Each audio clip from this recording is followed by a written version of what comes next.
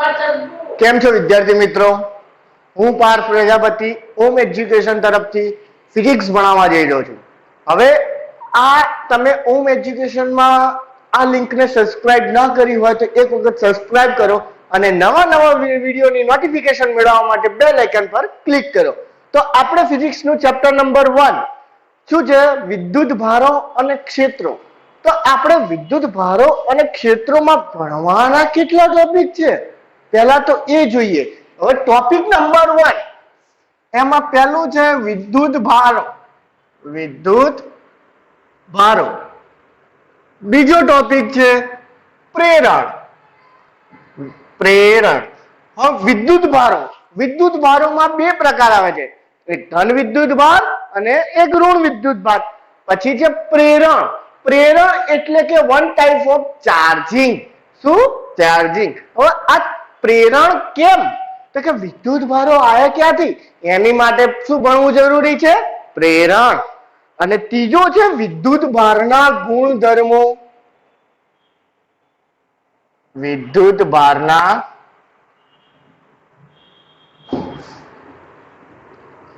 ગુણધર્મો. તો કે વિદ્યુત ભારના ગુણધર્મો શું છે? કોઈ બી વસ્તુ હોય તો એના ગુણધર્મો હોય. ધારો કે આપણે ટીવી લઈએ તો ટીવી ના પણ કોઈ ગુણધર્મો હશે, કોઈ બી પદાર્થ લઈએ તો પદાર્થના પણ ગુણધર્મો હશે. એવી જ રીતે વિદ્યુત ભારના ગુણધર્મો. પછી ચોથો ટોપિક છે કુલમ્બનો નિયમ. કુલમ્બનો નિયમ. હવે આ સાહેબ શું છે કુલમ્બનો નિયમ?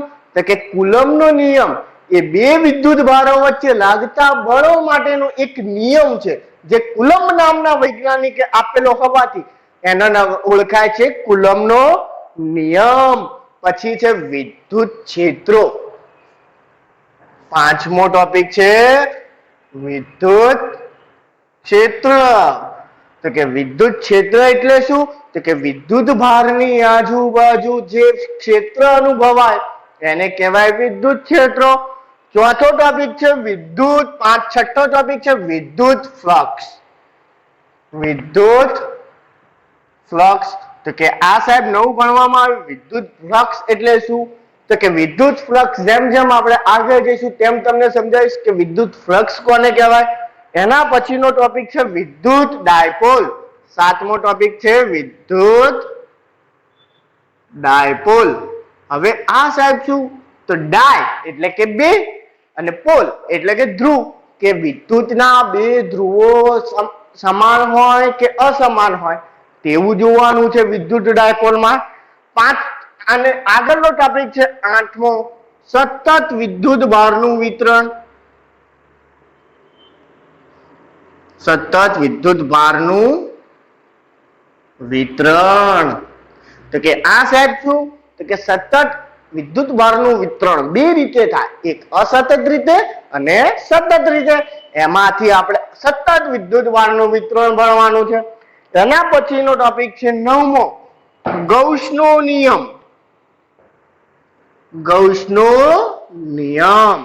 હવે આ શું કે ગૌસ નામના વૈજ્ઞાનિકે ગૌસનો નિયમ આપ્યો. શેની માટે? તો કે વિદ્યુત ફ્લક્સ માટેનો નિયમ છે. વિદ્યાર્થી મિત્રો સમજ્યા ને? શેની માટે છે? વિદ્યુત ફ્લક્સ માટેનો નિયમ છે. કોણે? ગૌસનો નિયમ. કોને આપ્યો તો? ગૌસ નામના વૈજ્ઞાનિકે આપ્યો તો. એના પછી છે 10મો અને છેલ્લો ટોપિક ગૌસના નિયમના ઉપયોગો. ગૌસના નિયમના ઉપયોગો.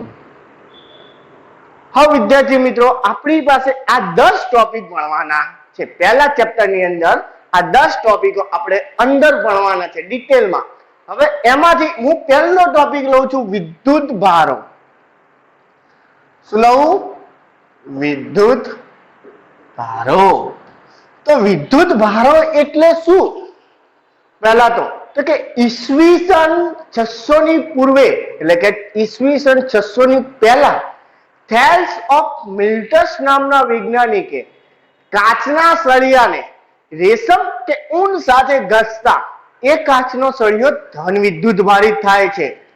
કે ઈસવીસન પૂર્વે ઈસવીસન પૂર્વે 600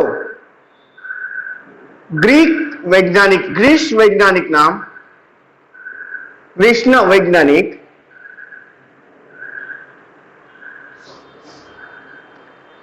થેલ્સ ઓફ મિલ્ટસે કાચના સળિયાને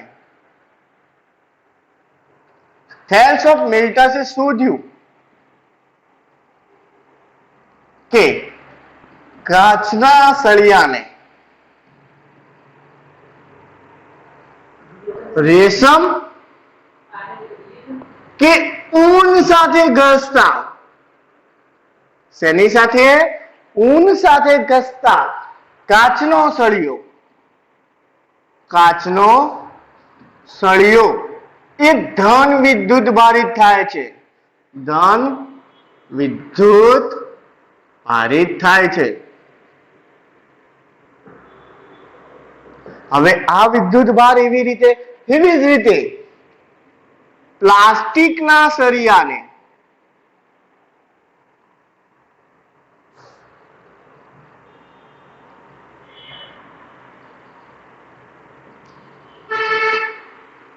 ફર સાથે ઘસતા કાચનો સળિયો એ ઋણ વિદ્યુત ભારિત થાય છે.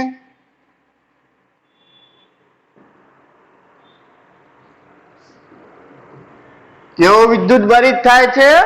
ઋણ વિદ્યુત ભારિત થાય છે. હવે આ વિદ્યુત ભાર આવ્યો ક્યાંથી? ધન વિદ્યુત ભાર કે ઋણ વિદ્યુત ભાર? તો કે અહીંયા જે રેશમ કે ઊનના કાપડ ઉપર જે વિદ્યુત ભાર હતો તે જ વિદ્યુત ભાર કાચના સળિયા ઉપર આવ્યો. તો કે શેનાથી આવ્યો? કે ઘસવાથી આવ્યો. તો અહીંયાથી આપણને ખબર પડે કે વિદ્યુત ભારના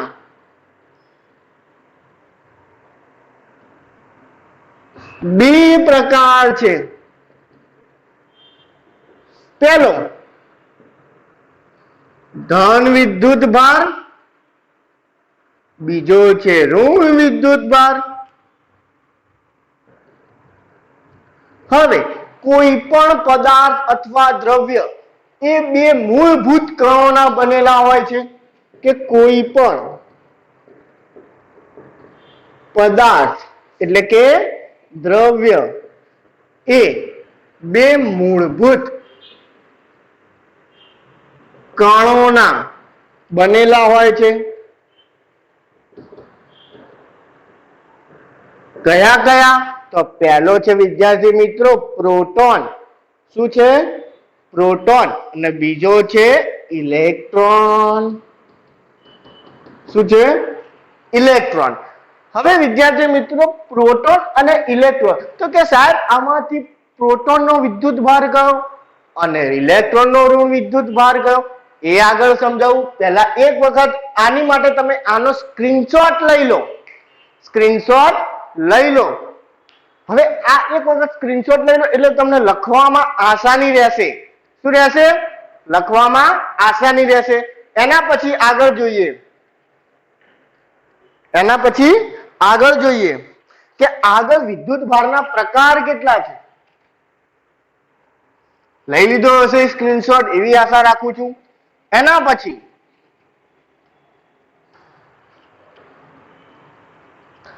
સરળતા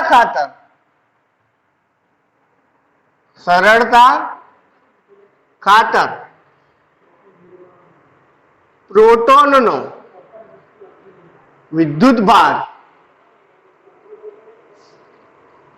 ધન અને ઇલેક્ટ્રોનનો વિદ્યુત ભાર ઋણ લેવામાં આવ્યો. કેવો લેવામાં આવ્યો? ઋણ. એટલે કે પ્રોટોન. પહેલો છે પ્રોટોન. એ કેવો? ધન વિદ્યુત ભારિત. અને બીજો છે ઇલેક્ટ્રોન. એ છે ઋણ વિદ્યુત ભારિત.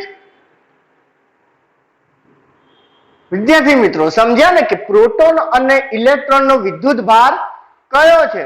તો કે એક ધન છે અને એક ઋણ છે. પછી જાણવા મળ્યું કે બે સજાતીય વિદ્યુત ભારો વચ્ચે અપાકર્ષણ થાય છે. અપાકર્ષણ થાય છે. સજાતીય એટલે કેવા? બંને એક જ જેવા વિદ્યુત ભારો. હવે બંને એક જેવા વિદ્યુત ભારો એટલે ધારો કે ઇલેક્ટ્રોન ઇલેક્ટ્રોન હોઈ શકે, પ્રોટોન પ્રોટોન હોઈ શકે. સમજી ગયા ને વિદ્યાર્થી મિત્રો? જેમ આપણે એક ચુંબકના કેટલા ધ્રુવો હોય છે? બે ધ્રુવો હોય છે. એ કયા કયા? તો કે એક S અને એક N. તો કે બંને S ભેગા કરતા શું થાય છે? અપાકર્ષણ થાય છે. અને બંને N ભેગા કરતા શું થાય છે? અપાકર્ષણ થાય છે. તેવી જ રીતે અહીંયા કે બે સજાતીય વિદ્યુત ભારો વચ્ચે શું થાય છે? અપાકર્ષણ થાય છે. આ ખાલી ઉદાહરણ હતું. એવી જ રીતે બે વિજાતીય ધ્રુવો વચ્ચે, બે વિજાતીય વિદ્યુત ભારો વચ્ચે શું થશે વિદ્યાર્થી મિત્રો? આકર્ષણ થશે. આકર્ષણ થાય છે. ઉદાહરણ તરીકે કેવું? તો કે ઉદાહરણ તરીકે બે વિદ્યુત ભારો ધારો કે ઇલેક્ટ્રોન અને પ્રોટોન. એટલે વિજાતીય એટલે કે ઇલેક્ટ્રોન નો ઋણ વિદ્યુત ભાર ને પ્રોટોન નો ધન વિદ્યુત ભાર. આ બે વિદ્યુત ભારો વચ્ચે શું થશે? આકર્ષણ થશે. આગળ વિદ્યુત ભારનું અસ્તિત્વ માપવા માટે સાદા યંત્રનું નામ શું છે વિદ્યાર્થી મિત્રો? સાદા યંત્રનું નામ ઇલેક્ટ્રોસ્કોપ. ઇલેક્ટ્રોસ્કોપ. હવે આ MCQ માં પૂછાઈ શકે છે. સાદા યંત્રનું નામ શું છે? ઇલેક્ટ્રોસ્કોપ. થી શેનું અસ્તિત્વ માપી શકાય છે? શેનું અસ્તિત્વ માપી શકાય છે? તો કે વિદ્યુત ભારનું અસ્તિત્વ માપી શકાય છે. બરાબર. હવે આ થયું વિદ્યુત ભાર.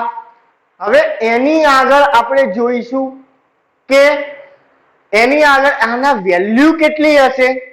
તો કે એ બધાની વેલ્યુ જોઈશું. તો એ વેલ્યુ આપણી માટે ઇમ્પોર્ટન્ટ છે. ખાલી ચલો આનો એક વખત સ્ક્રીનશોટ લઈ લો.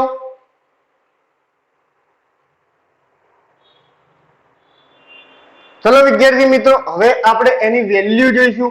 તો કે પહેલું છે આવશે ઇલેક્ટ્રોન.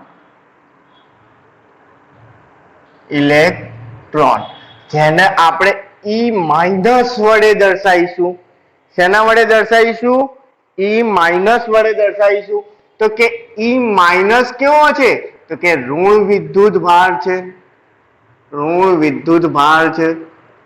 તો કે E minus is equal to શેના વડે? તો કે 1.6 ક્રોસ 10⁻⁻19. પણ વિદ્યાર્થી મિત્રો અહીંયા માઇનસ આવશે અને આ વિદ્યુત ભારનો એકમ છે કુલમ. શું છે? કુલમ. કેમ? કારણ કે કુલમ નામના વૈજ્ઞાનિકે વિદ્યુત ભારનો એકમ શોધ્યો હોવાથી તેનો એકમ કુલમ પડ્યો. અને આનું દળ ME is equal to 9.1 cross 10⁻31 kg. કેટલું? 9.1 cross 10⁻31 kg. બીજો છે પ્રોટોન. શું છે? પ્રોટોન. તો પ્રોટોન ને આપણે E પ્લસ વડે દર્શાવી શકીએ અથવા P પ્લસ વડે દર્શાવી શકીએ. એ કેવો વિદ્યુત ભાર છે? તો કે ધન વિદ્યુત ભાર છે. તો કે એનું કેટલું? તો E plus is equal to 1.6 cross 10⁻19 coulomb જેટલું છે. એનું દળ કેટલું? તો કે માસ of proton is equal to 1.6 is 10⁻27 kg જેટલું છે.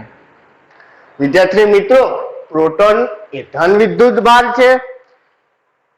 ઇલેક્ટ્રોન પ્લસ ની કિંમત કેટલી 1.6 ક્રોસ 10⁻⁻19 કુલમ. એવી જ રીતે ત્રીજો છે ન્યુટ્રોન. ન્યુટ્રોન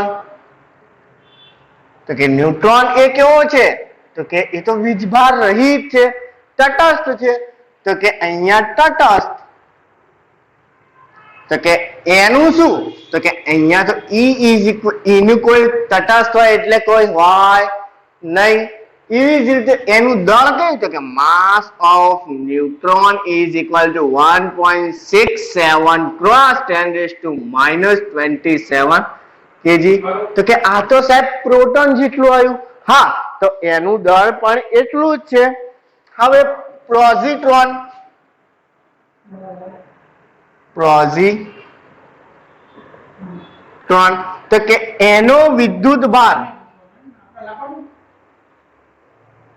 એનો વિદ્યુત ભાર કેટલો છે તો કે એનો વિદ્યુત ભાર પ્રોટોન ને આભારી છે, પ્રોટોન જેટલો. અને એનું દળ તો કે દળ છે ઇલેક્ટ્રોન જેટલું. કોના જેટલું? ઇલેક્ટ્રોન. તો પ્રોટોન ને આભારી એટલે E+ અને એનું દળ છે Me જેટલું. કોના જેટલું? Mp જેટલું, સોરી Me જેટલું જ આવશે. ઓકે, તો ચલો વિદ્યાર્થી મિત્રો હવે આગળનો જોઈશું. આગળનો છે ડ્યુટેરોન. શું છે? ડ્યુટેરોન. તો ડ્યુટેરોન નું શું કહેવાય? 1h2. તો કે આનો વિદ્યુત ભાર એ છે ઇલેક્ટ્રોન પ્લસ જેટલું અને આનું છે 2me જેટલો. કેમ? કારણ કે અહીંયા 2 આવી ગયા. એવી રીતે આલ્ફા કણ, આલ્ફા કણ એ આલ્ફા કણ કેવી શેનાથી બનેલા હોય છે કે 2he4, 2he4 ના બનેલા હોય છે. તો કે 2 ઇલેક્ટ્રોન પ્લસ અને અહીંયા એનું દળ આવશે 4mp જેટલું. કોના જેટલું? 4mp જેટલું. તો વિદ્યાર્થી મિત્રો આ વેલ્યુ તમારા બોર્ડની એક્ઝામ અને નીટની એક્ઝામ માટે ઇમ્પોર્ટન્ટ છે. તેથી એક વખત લખી લો અથવા સ્ક્રીનશોટ લઈ લો એટલે તમને આસાની રહે જ્યારે તમે દાખલા ગણતા હોય ત્યારે. તો એક વખત ચલો આ થઈ ગયું. હવે આગળ જોઈએ તટસ્થ પદાર્થ પર વિદ્યુત ભાર અને દળ.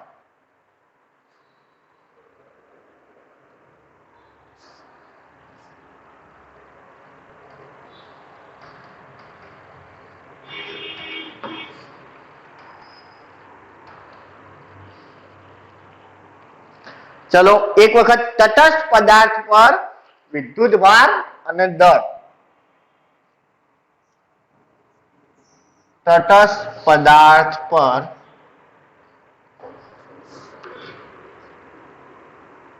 વિદ્યુત ભાર અને દળ. હવે ધારો કે હું એક અહીંયા તટસ્થ પદાર્થ લઈ લઉં છું. આ મેં એક પદાર્થ દોર્યો છે, એની અંદર plus minus plus minus plus minus plus minus plus minus અને પ્લસ માઇનસ. આ પદાર્થ વિદ્યુતની દ્રષ્ટિએ કેવો છે તો કે તટસ્થ છે અને આનું દળ છે m જેટલું. વિદ્યુતની દ્રષ્ટિએ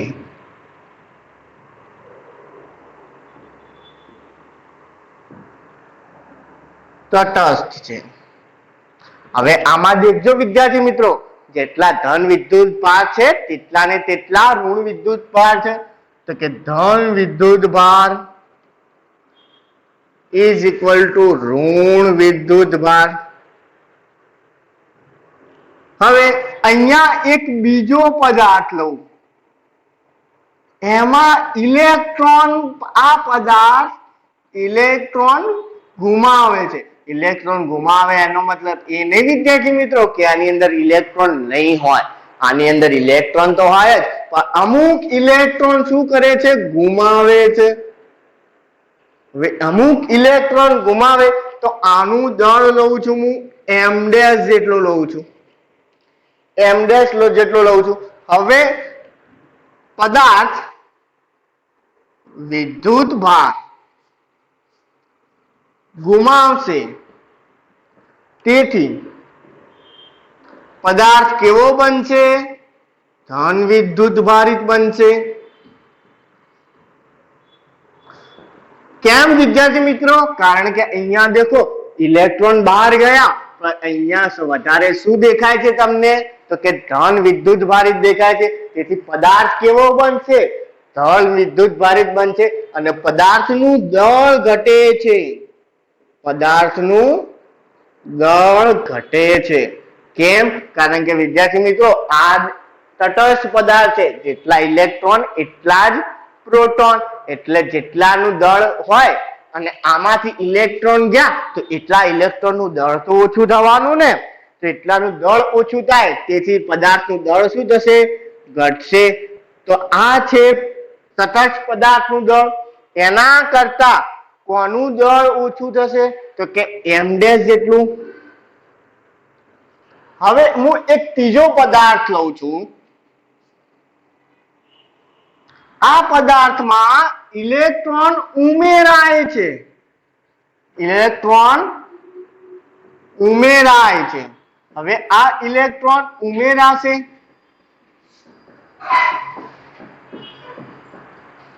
તો પદાર્થમાં ઇલેક્ટ્રોન ઉમેરાય.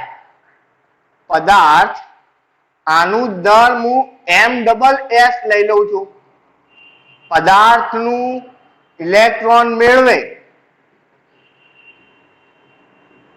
તો ઋણ વિદ્યુત ભારિત બને છે.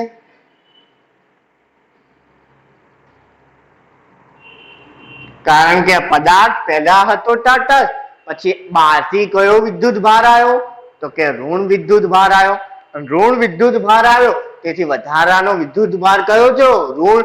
મેજોરિટી ઋણ વિદ્યુત ભારની થવાથી આખો પદાર્થ એ ઋણ વિદ્યુત ભાર તરીકે વર્તે છે.